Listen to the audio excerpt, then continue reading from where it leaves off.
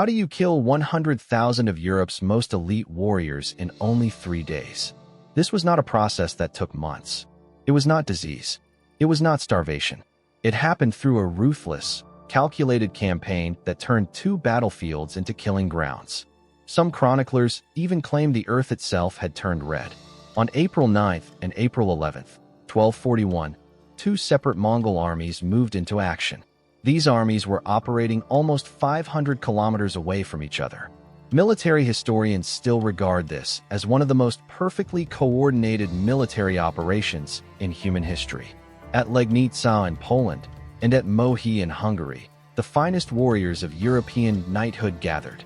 Tens of thousands of armored knights entered those battles believing they would win. Many of them had never seen defeat. Within 72 hours, their armies were destroyed. Their bodies were left across fields that stretched for miles. The survivors carried horror stories westward that would haunt Europe for generations. But the question that terrified medieval kings was not only how many men had died. The real question was worse. How had an army from the distant steppe done what no European power had ever managed to do? How had they made the strongest warriors in Christendom look slow, divided, and helpless? The year 1241 was one of the darkest hours medieval Europe had ever faced. Europe had not seen fear like this since the fall of Rome. It was not a united continent. It was a patchwork of rival kingdoms, dukes, princes, old grudges, church politics, and private wars. Every ruler had a neighbor he distrusted. Every prince had a local enemy that felt more urgent than the shadow moving in from the east. And while Europe argued with itself, the Mongol Empire had become the most efficient killing machine on Earth. By then, the empire stretched from the Pacific world toward the Caspian Sea. The warriors of the steppe had already destroyed kingdoms Europeans barely knew existed. In 1237, they swept through the Rus lands like a plague. Ryazan, a great city with tens of thousands of people, was destroyed in days. Vladimir fell. By 1240, even Kiev, one of the great cities of the East, had been reduced to ruins. Years later, a papal envoy visited Kiev and reported that in a city where tens of thousands had once lived, only a few hundred homes remained. The Mongols did not simply conquer land. They erased it. They turned living cities into warnings. And behind this calculated destruction stood one of the greatest commanders in human history, Subutai. To understand the nightmare that came for Europe, you have to understand him. Subutai was born around 1175, the son of a blacksmith. At 14, he joined the army of Genghis Khan. He was not supposed to become one of history's greatest generals. He did not come from the kind of noble bloodline European chroniclers expected, but the Mongol world rewarded results. And Subutai had something more valuable than noble birth. He had a mind built for war. By his 20s, he was leading operations. By his 30s, he had become one of Genghis Khan's most trusted commanders. He conquered more territory than any other general in history. He defeated nation after nation. He coordinated armies operating hundreds of kilometers apart with a precision that Europe could barely imagine. By 1241, he was old. He was so heavy that he was reportedly carried to the battlefield in a wagon. But his mind was still deadly. European commanders led charges from the front because honor demanded it. Subutai watched the whole battlefield. He directed armies with signals, timing, movement, and deception. He did not care about looking heroic. He cared about winning. That was the difference. The Mongol army itself was centuries ahead of the feudal forces it was about to face. European armies were often collections of knights, noble retinues, local levies, hired soldiers, and poorly trained infantry. Many knights fought for glory. Many commanders fought according to tradition. The Mongols fought like a machine. Their army was organized with decimal precision, units of 10, 100, 1,000, and 10,000. Every warrior was a mounted archer. Every rider could shoot accurately from a galloping horse. Every man brought multiple horses, allowing the army to move distances that seemed impossible to European minds. They could travel up to 100 kilometers in a day when needed. They used tactics Europe was not ready for: false retreat, encirclement, smoke, psychological terror, coordinated flanking maneuvers. Siege engines operated by Chinese engineers. They knew how to break walls, but more importantly, they knew how to break minds. Before they arrived, they sent fear ahead of them. Stories spread of cities destroyed, armies slaughtered, rulers humiliated, and no mercy shown to anyone who resisted. These stories were not just rumors. They were part of the weapon. At the beginning of 1241, Batu Khan and Subutai put their plan into motion. The target was Hungary. Hungary was the gate into Central Europe. If Hungary fell, the road west opened. But the Mongols understood the danger. If they invaded Hungary directly, the Poles, Germans, and Bohemians might unite and send help. So they split the war in two. The main army under Batu and Subutai would move into Hungary through the Carpathians. At the same time, another force under Bidar and Kaidu would sweep through Poland. Its job was not just to raid. Its job was to kill the armies that might rescue Hungary. It was brilliant in its simplicity. Break Poland first, trap Hungary second, and do both so quickly that Europe could not respond. The Polish campaign began with terrifying speed. The Mongols advanced through the country, burning through resistance and spreading panic ahead of them. Krakow was abandoned and devastated. Refugees carried stories of horsemen who appeared, killed, burned, and vanished before defenders could gather. In Silesia, Duke Henry II the Pious understood the danger. Henry was everything a medieval Christian ruler was supposed to be: devout, brave, a protector of the church, a warrior who believed it was his duty to defend his people. He knew that if he stayed behind walls, the Mongols would burn the countryside around him and starve him out. He also knew that King Wenceslaus of Bohemia was marching north with a large army. If Henry could hold the Mongols for just 2 days, the combined Polish-Bohemian force might outnumber them. So on April 9, 1241, Henry marched out of Legnica. His army included Polish knights, Silesian nobles, Moravian troops, infantry, miners armed with tools, and small contingents from military orders. To European eyes, this looked like strength.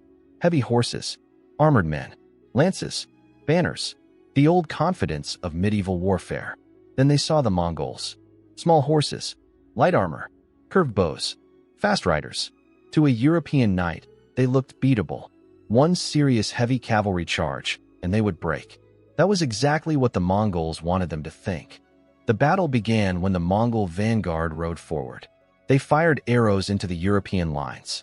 Then, suddenly, they turned and fled. To Henry's knights, this looked like panic. The enemy was running. Victory was right there. Honor demanded pursuit. So the cavalry charged. Heavy horses thundered forward. Knights broke formation. Infantry fell behind. The strongest part of Henry's army was pulled away from the rest. And that was the trap. The European knights chased the Mongols across open ground. Their horses began to tire. These were powerful war horses, bred for shock and impact, not endless pursuit. The Mongol horses were smaller, tougher, and fresher. Then the fleeing riders turned. Other Mongol forces appeared. And then came the smoke. Thick clouds spread across the battlefield. European sources described it almost like witchcraft. But it was not magic. It was war.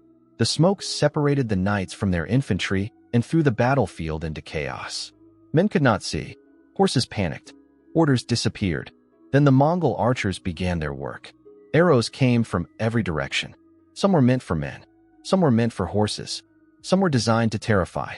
The knights who had believed their armor made them untouchable suddenly found themselves trapped inside it. When they fell, they could barely move. The Mongols did not fight the battle Europe expected. They dismantled it, piece by piece. When the smoke cleared, the first wave of European knighthood had been smashed. Then the Mongol heavy cavalry entered. The infantry tried to resist. The miners fought. The remaining divisions tried to hold. But the battle had already been decided. Henry saw his army collapsing and tried to escape toward Legnica. He did not make it. The Mongol riders caught him. Duke Henry was killed, and his army was effectively wiped out. The numbers are debated, but the meaning is not. One of the strongest forces Poland and Silesia could gather had been destroyed in a single day. The Mongols carried Henry's head as a warning to anyone still thinking of resistance. Their own losses were minimal. Legnica was not just a victory. It was a demonstration. European courage had charged into a Mongol trap and died there. But the real horror was that Legnica was only half the plan. 500 kilometers to the southeast, on almost the same timeline, Batu Khan and Subutai were preparing an even greater slaughter. King Bela IV of Hungary had been warned. He He had heard the stories from Russia. He had seen refugees fleeing west. He had even received demands from Batu Khan years earlier. So Bela prepared. He summoned his nobles. He raised his army. He gathered one of the largest forces Hungary had ever seen. Near the Sejo River, at a place called Mohi, the Hungarians built a fortified camp of wagons. They controlled the bridge. They believed the Mongols had one obvious way across the river. If the Mongols tried to force the bridge, the Hungarians would cut them down. At least, that is what they thought. On the night of April 10th, a Mongol force approached the bridge. Hungarian crossbowmen opened fire. The first Mongol attack was repelled. The defenders believed they had won the first round. Morale rose. They had stopped the monsters at the crossing. But this was exactly what Subutai wanted. While the Hungarians stared at the bridge, Mongol engineers were working farther downriver. Under cover of darkness, they built a temporary crossing, a pontoon bridge, a second path across the Sejo. At dawn, the trap closed. At the main bridge, the Mongols brought forward siege engines. Not against a castle, against men in a field battle. The Hungarians watched in confusion. Then the bombardment began. The engines targeted the defenders around the bridge. The line weakened. The Mongol heavy cavalry surged across. At the same time, Subutai's force crossed downriver and appeared behind the Hungarian army. Suddenly, the Hungarians were trapped between two Mongol forces. This is how an army becomes a crowd. Orders break down. Men turn in different directions. Commanders try to form lines that no longer make sense. The Hungarian knights fought hard. Duke Koloman led repeated attacks. Archbishop Ugrin fought in armor. The crossbowmen inflicted losses when they could. For a while, the Mongols paid heavily. But Subutai had seen hard battles before. He tightened the ring. Mongol horse archers circled the packed Hungarian formations, firing again and again into the mass. The pressure became unbearable. Then Subutai left a gap, a way out, a path westward that looked like escape. The exhausted Hungarians saw it and ran. They abandoned formation. They stopped being an army. They became men trying to survive. That was the final trap. The Mongol light cavalry followed on fresh horses. The Hungarian horses were exhausted. The men were scattered. What followed was no longer a battle. It was a killing ground. The pursuit went on for miles. King Bela barely escaped. His brother Koloman died soon after. Archbishops, bishops, nobles, knights, and thousands of soldiers were gone. The military power Hungary had built over generations was shattered in one day. Now understand what happened. On April 9th, at Legnica, the Mongols destroyed the Polish and Silesian force. On April 11th, at Mohi, they destroyed the Hungarian army. 2 battles, 2 kingdoms, 2 armies, hundreds of kilometers apart. One plan. In 3 days, the Mongols killed tens of thousands of European soldiers and broke the illusion that feudal Europe knew how to defend itself. And the horror was only beginning. After Mohi, Hungary had almost no organized resistance left. The Mongols spread across the country. Villages burned. Towns fell. The king fled. Europe watched in terror as messages reached Vienna, Prague, Paris, and Rome. The Eastern armies had destroyed Poland's defenders and Hungary's great host in the same week. Bela begged for help. The Pope called for resistance. But Europe was still divided. The Emperor and the Pope were trapped in their own political war. German princes cared about their local rivalries. France had no interest in dying for Hungary. Italy was fractured. England had its own problems. The same thing that made Europe rich, varied, and dynamic made it helpless in the face of a single, coordinated machine. And Subutai was already planning what came next. Austria, the Holy Roman Empire, Northern Italy. The road was open. There was no clear reason to believe Europe could stop him. Every European army that had faced the Mongols had been destroyed. Their speed was unmatched. Their discipline was unmatched. Their intelligence was better. Their commanders were better. Their system was better. Then, on December 11th, 1241, something happened far away from the battlefield. Ogdi Khan, the great Khan of the Mongol Empire, died. His death triggered Mongol succession law. The princes of the blood were expected to return for the great assembly that would choose the next Khan. Batu was a grandson of Genghis Khan. He had to be involved. And so, in early 1242, the Mongol armies withdrew from Hungary. Just like that, the force that had terrified Europe disappeared eastward. Europe survived. but not because it had defeated the Mongols. That is the uncomfortable truth. Europe was not saved by its knights, not by its castles, not by its kings, not by some brilliant united defense. It was saved because a ruler died far away, and Mongol law pulled the army back. Europe did not win. The execution was postponed. That is why April 1241 matters. It was not just two battles. It was a warning. The Mongols showed Europe what it really was. Brave, but divided. Armored, but slow. Proud, but predictable. The knights of Legnica charged after an enemy they thought was running. The Hungarians at Mohi defended the bridge and missed the crossing that mattered. In both places, the fault line was the same. Confidence, division, predictability. Europe had castles. It had kings. It had holy banners. It had armored men who believed courage could solve everything. But courage is not strategy. Armor is not adaptability. And honor means nothing to an enemy who only cares about results. The Mongols understood war as a system. Europe treated it like a contest of bravery. For 3 days in April 1241, that difference almost changed the future of the world. If Ogdi had lived longer, the Mongols may have pushed into Austria, Germany, Italy, and beyond. Vienna could have burned. Italian city-states could have fallen. France may have faced the same machine that destroyed Poland and Hungary. The course of Europe could have bent in a completely different direction. We do not know exactly what would have happened, but we know this. Europe came closer to disaster than it wanted to admit. And what saved it was not strength. It was timing. A death in Mongolia. A law of succession. A turn of history. The fault line had been there all along. The Mongols simply found it. If you want more stories like this, moments where empires, armies, and civilizations discover the crack too late, stay with Fault Lines. And tell me below, which collapse should we trace next?